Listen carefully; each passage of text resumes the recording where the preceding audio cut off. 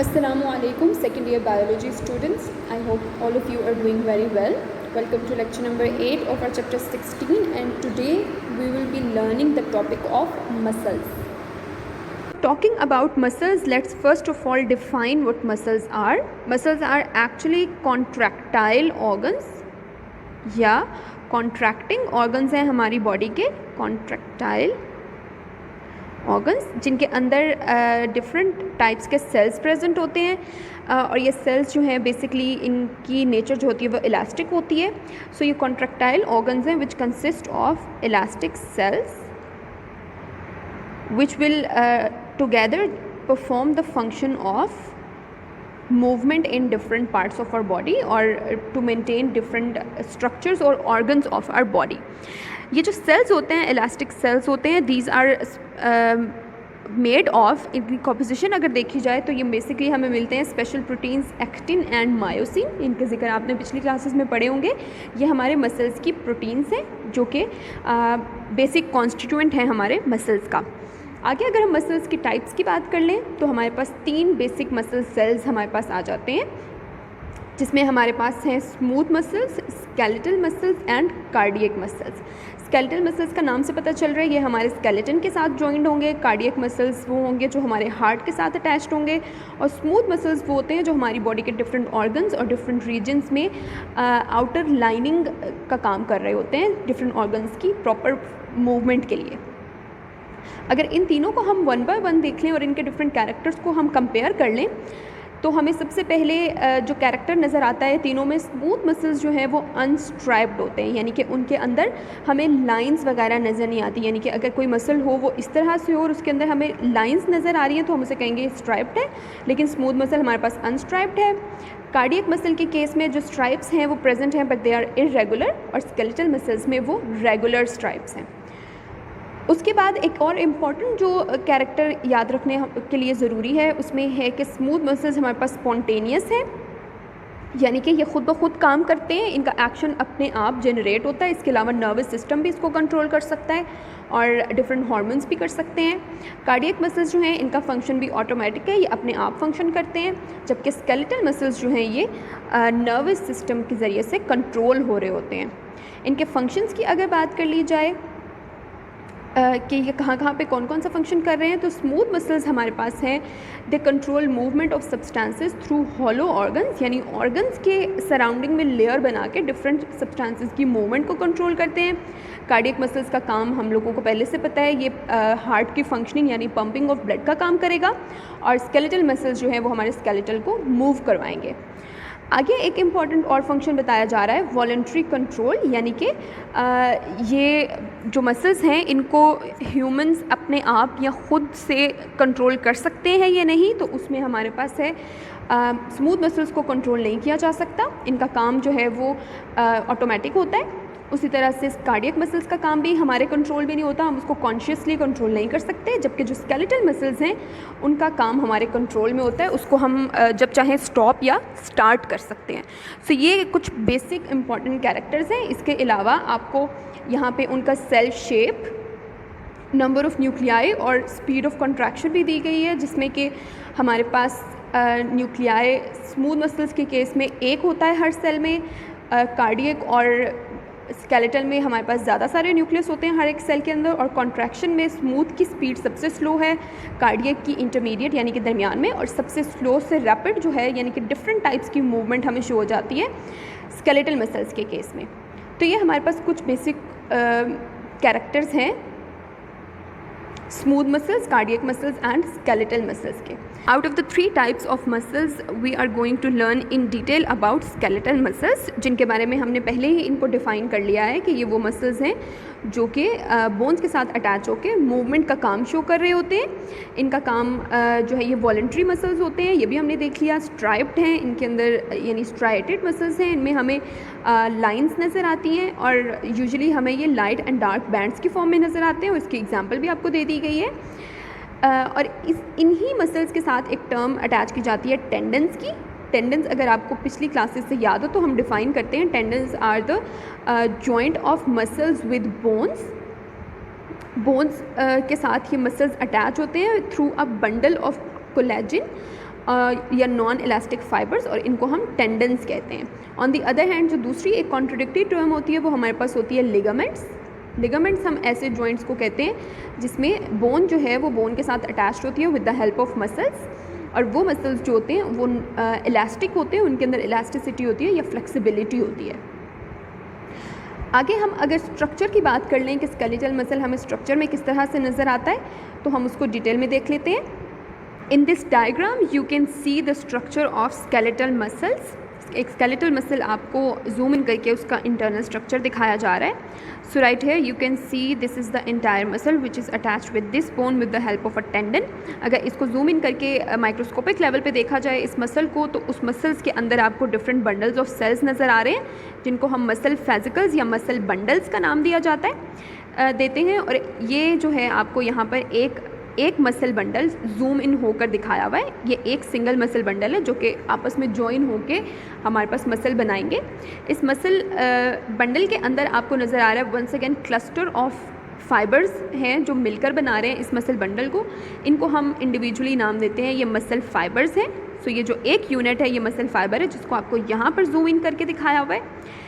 ये muscle fibre once again you can see is made of longitudinal tubes, long tubes से मिलकर बना हुआ है, उनके क्लस्टर से मिलकर ये मसल फाइबर बना हुआ है। इन लॉन्ग ट्यूब्स में से हर एक सिंगल को हम नाम देते हैं मायोफाइब्रिल्स का या मसल फाइब्रिल्स का। ये सारे जो यहाँ पे प्रेजेंट है ये सारे मसल फाइब्रिल्स हैं, ये आपस में ज्वाइन होंगे तो हमारे पास एक मसल फाइबर बन जाएगा।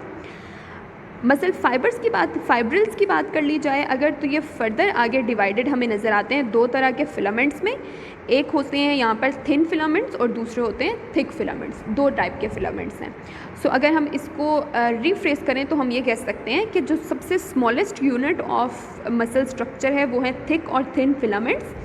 ये आपस में एक दूसरे के साथ ज्वाइन होते हैं तो हमें मिलते हैं मसल फाइब्रिल्स या मायोफाइब्रिल्स। मायोफाइब्रिल्स की ज्वाइनिंग से या इनकी एक्यूमुलेशन से, इनके बंडल से हमें मसल फाइबर्स मिलते हैं। मसल फाइबर्स जब आपस में ज्वाइन होते हैं तो हमें मसल बंडल या मसल फेसिकल मिलते हैं। इसके साथ आप बंडल लिख लें, मसल बंडल या मसल फेसिकल्स मिलते हैं और मसल बंडल्स मिलकर हमारे पास एक कंप्लीट मसल का स्ट्रक्चर नज़र आता है हमें। सो हमने कहा कि मसल फाइबर्स मिलकर मसल बंडल्स बनाते हैं और मसल फाइबर्स के अंदर मायोफाइब्रिल्स होते हैं।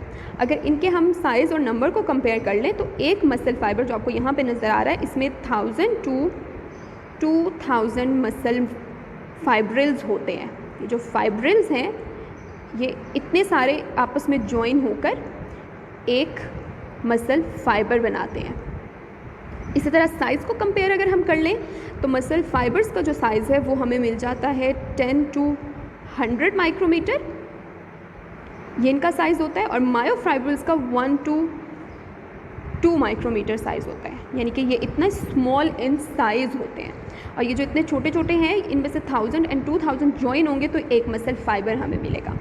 अब हम बात करते हैं एक मायोफाइब्रिल के स्ट्रक्चर की कि उसके अंदर किस तरह के पार्ट्स हमें नज़र आते हैं। मायोफाइब्रिल्स जो हैं उस पूरे एक लॉन्ग सेल को हमने स्मॉल फंक्शनल यूनिट में डिवाइड कर दिया। So let's say this is myofibrils. इसमें से जो स्मॉल रीजन्स हैं हम उनको कहेंगे ये इसके फंक्शनल यूनिट है। जैसे हम बात करते हैं कि किडनी का फंक्शनल यूनिट नेफ्रॉन है, तो इसके जो एक फंक्शनल यूनिट है उसको हम नाम देते हैं सार्कोमियर का। This small functional unit will be called sarcomere. Functional unit का ये मतलब होता है कि ये वो स्मॉलेस्ट यूनिट होगा जो कि बेसिक फंक्शन उस पूरे सेल का, उस पूरे लॉन्ग ट्यूब का परफॉर्म कर रहा होगा। सार्कोमियर की अगर हम बात कर लें तो इसके स्ट्रक्चर के अंदर हमने अभी जिक्र किया था कि थिक और थिन फिलामेंट्स हैं मायोफाइब्रिल्स के अंदर। वो थिक और थिन फिलामेंट्स एक दूसरे के साथ कुछ इस तरह से अरेंज्ड होते हैं कि थिक फिलामेंट्स की अरेंजमेंट ऐसी होती है एक सार्कोमियर के अंदर। ऑन दी अदर हैंड जो थिन फिलामेंट्स हैं वो हमें इसकी साइडों पर इस तरह से अरेंज हुए हुए नज़र आते हैं। You can see some of the part of thin filament is overlapping with thick filament, यानी कि ये वाला जो रीजन है वो ओवरलैप कर रहा है, एक दूसरे के ऊपर ज्वाइन हो रहा है एक दूसरे के साथ। ये जो थिक फिलामेंट का रीजन है, इतना region, this is called A band. इसको हम नाम देते हैं ए बैंड का। ऑन दी अदर हैंड जो थिन फिलामेंट का रीजन है, इतना रीजन जिसके अंदर ओवरलैपिंग नहीं हो रही, जस्ट थिन फिलामेंट का जो रीजन है उसको हम नाम देते हैं आई बैंड का। ये 2 स्पेसिफिक हमें रीजन्स नज़र आते हैं। उसके अंदर जो ए बैंड है उसके सेंटर वाला जो रीजन है, इतना पार्ट जिसमें आपको कोई ओवरलैपिंग नहीं नज़र आ रही, इसको हम नाम देते हैं this is H zone. This region is called H zone. ये हमारे पास सेंटर में एच जोन है। इस एच जोन के अंदर सेंटर में से एक लाइन गुजर रही होती है, एक थिक सी लाइन इसके सेंटर से गुजर रही होती है, जिसको हम नाम देते हैं एम लाइन का। This one is M line. और इसी तरह आई बैंड्स के सेंटर में से जो लाइन गुजर रही होती है उसको हम नाम देते हैं जी लाइन का या जी बैंड का। यहाँ पे भी इसके सेंटर से एक लाइन गुजरी होगी, इसको हम नाम देते हैं जी बैंड का। तो हमने कहा कि हम एक बेसिक यूनिट की बात कर रहे हैं, सार्कोमियर, यानी कि मायोफाइब्रस के अंदर जो बेसिक यूनिट है वो सार्कोमियर है। वो सार्कोमियर एक्चुअली ये वाला पूरा रीजन है। This entire region is one sarcomere. एक जी लाइन से लेकर दूसरी जी लाइन के दरमियान में जितना भी स्ट्रक्चर आता है that is the basic unit of myofibril which we call sarcomere. Let's take a look at a comparison between thick and thin filaments. इन दोनों के कैरेक्टर्स को हम ज़रा कंपेयर कर लेते हैं।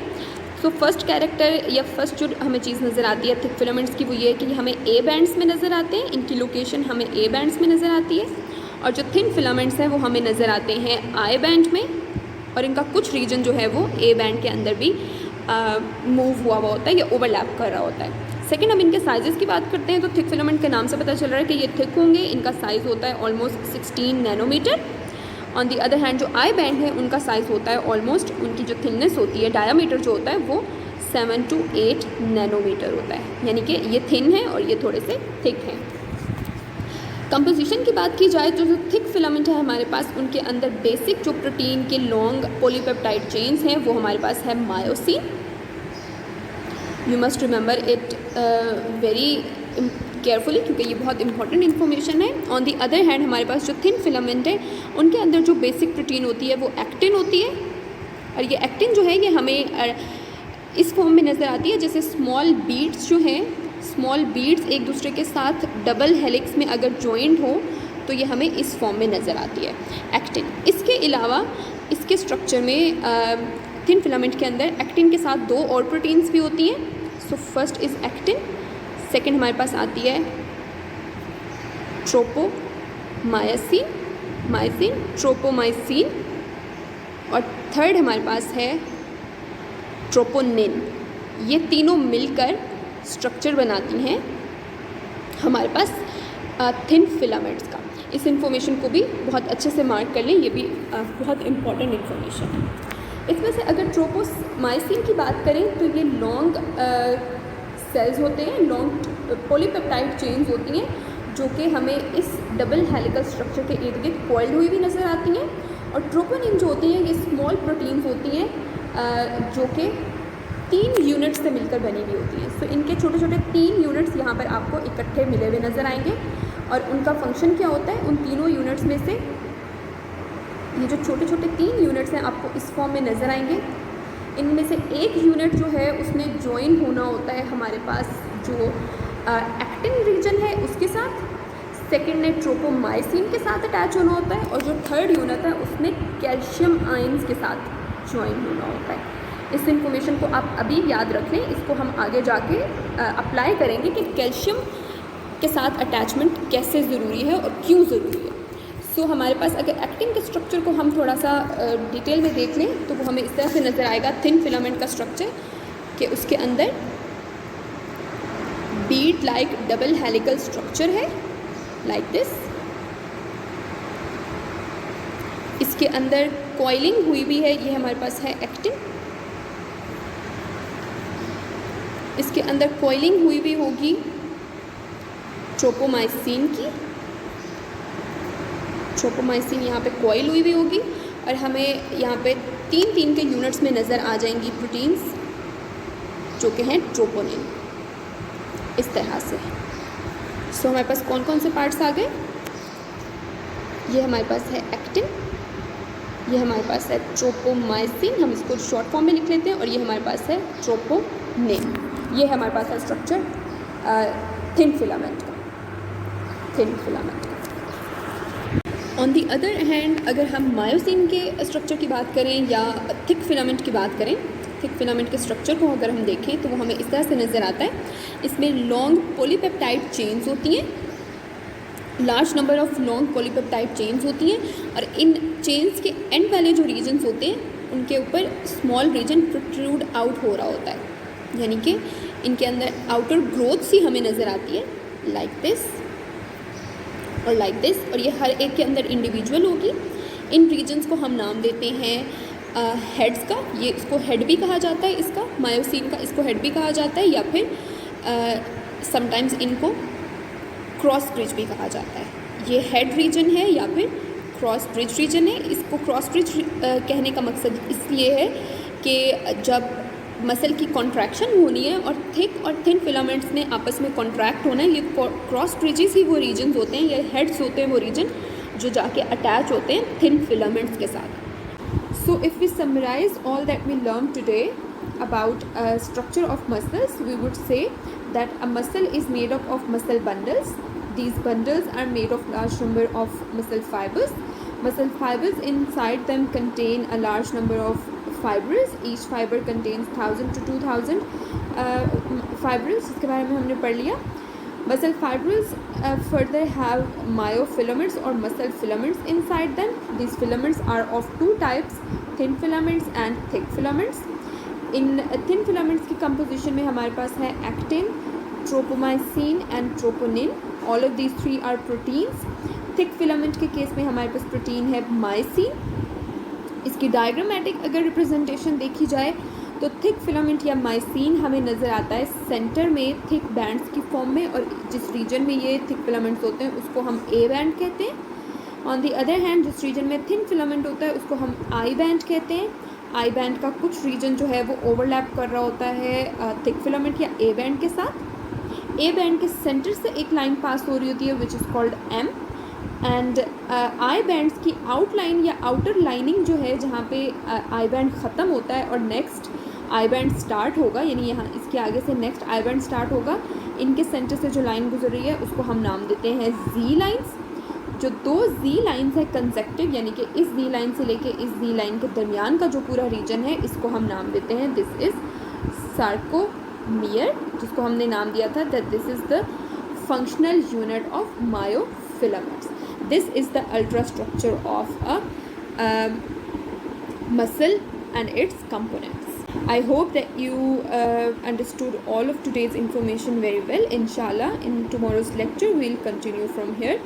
Allah Hafiz.